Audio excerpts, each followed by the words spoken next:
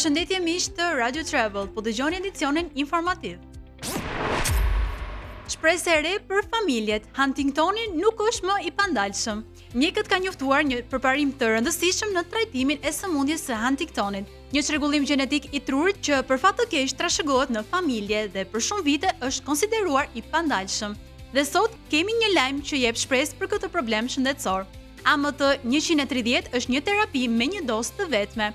Terapia nuk po merret vetëm me simptomat, por po shkon drejt shkakut kryesor të sëmundjes. Huntingtoni shkaktohet nga një gjen i vetëm i dëmtuar, i cili prodhon një proteinë toksike që dëmton gradualisht trurin. AMT-130 synon pikërisht të ulë përfundimisht nivelet e kësaj proteine.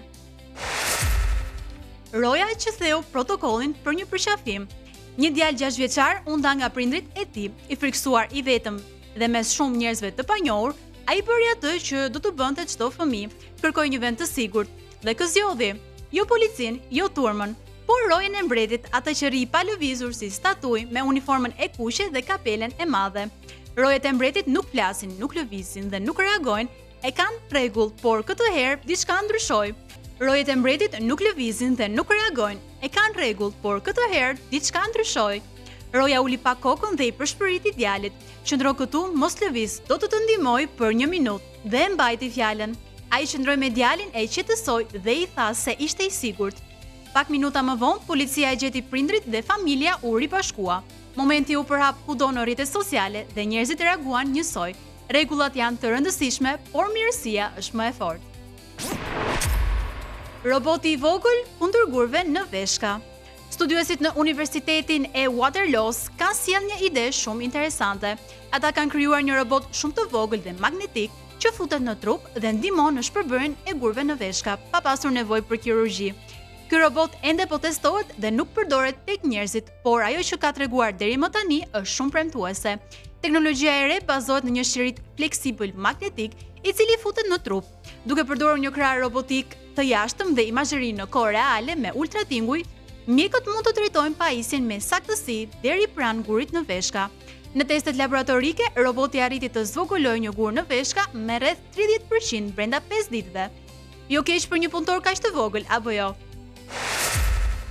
1 milion letra kundër vetmisë.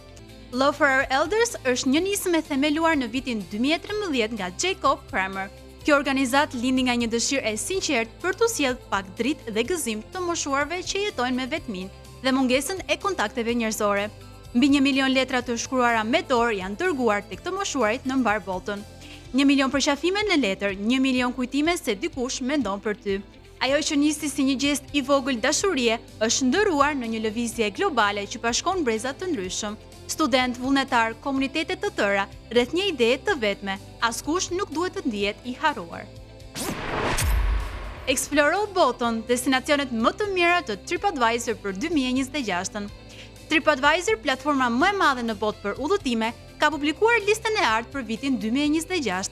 Destinacionet që udhëtarët nga e gjithë bota i kanë dashur më shumë. Dhe fituesi i madh për 2026 është Bali, Indonezi, një parajse vërtet me plazhe të bardha, natyrë magjike dhe mikpritje që të bën të mos duash të kthehesh më në shtëpi. Me pak fjalë, Bali është vendi ku edhe stresi merr pushime. Në listën e 10 vendeve më të kërkuara renditen edhe Londra, Dubai, Hanoi, Parisi, Roma, Marrakesh, Bangkoku, Kreta dhe New York City.